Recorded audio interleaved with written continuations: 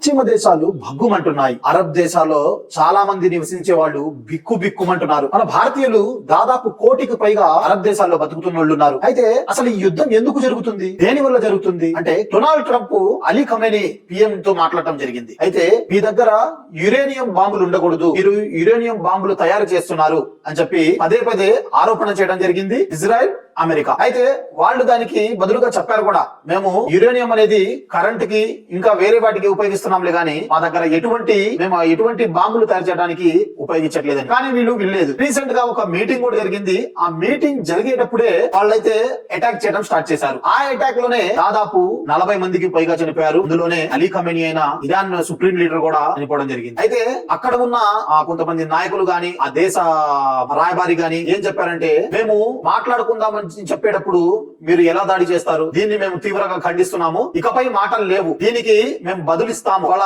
తనయుడైన Khamenei కుటుంబంలోనే ఒకరిని తాత్కాలికంగా అయితే పెట్టడం అయితే జరిగింది. అయితే ఈ దేశాల వల్ల చాలా దేశాలు కూడా ఎఫెక్ట్ అవుతున్నాయి. ఇటు చూసుకుంటే అరబ్ దేశాల్లో అమెరికాకి ఉన్న చాలా ఎయిర్ బేసెస్ ఉన్నాయి. అబుదాబి, బెహరీన్, కువైట్, ఖతార్, ఇలా దుబాయ్, చాలా ఎయిర్ బేసెస్ అమెరికా ఉన్నాయి. వాళ్ళు మొదటే చెప్పారు కదా, మీరు మా మీద దాడి చేస్తే మేము ప్రతి దాడి ఎలా ఉంటుందో అని చెప్పి వాళ్ళు కూడా అమెరికా ఎయిర్ బేసెస్ గా టార్గెట్ గా చూసి వాళ్ళు దాడి చేయడం అయితే జరిగింది. అయితే ఈ ప్రతి దాడులు తీవ్రంగా పెరిగిపోతున్నాయి. దీని వల్ల ఇండియాకి ఏమైనా ఎఫెక్ట్ పడుతుందా అంటే పడుతుంది అని చెప్తున్నారు. ఎందుకంటే ఇండియా ఎక్కువగా గ్యాస్ అనేది తీసుకునేది సౌదీ అరేబియా దేశాల నుంచే వాళ్ళు తీసుకోవడం అయితే జరుగుతుంది. ఆ గ్యాస్ అనేది ఇప్పుడు నిలిచిపోవడం కూడా జరుగుతుంది. ఎందుకంటే ఆ గ్యాస్ అనేది వచ్చేటప్పుడు ఇరాన్ పై నుంచే రావాలి. అందుకని ఇంకోటి ఏంటంటే క్రూడ్ ఆయిల్ అనేది ఇరాన్ నుంచే ఎక్కువ మంది తీసుకుంటారు. ఇది కూడా పెరగడం జరుగుతుంది. ఇక మిగతా వాటి మీద కూడా చాలా వరకు పెరగడం అయితే జరుగుతుంది అని చెప్పి అంటున్నారు. ట్రంప్ గురించి చెప్పుకుందాం.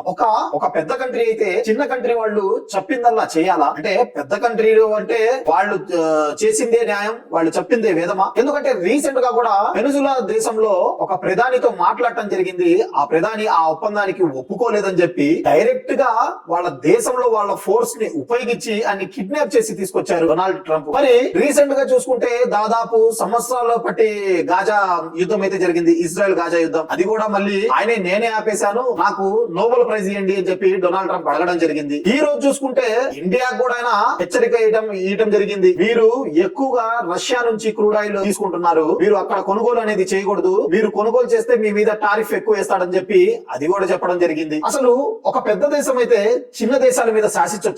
అలా అనుకుంటే చైనా, రష్యా వీళ్ళు కూడా పెద్ద దేశాలే కదా, వాళ్ళు కూడా ఏదైనా కావాలనుకుంటే అట్లా చేయొచ్చు కదా. ఇది ఎంతవరకు కరెక్ట్ అని చెప్పి చాలా మంది అడగటం అయితే జరుగుతుంది.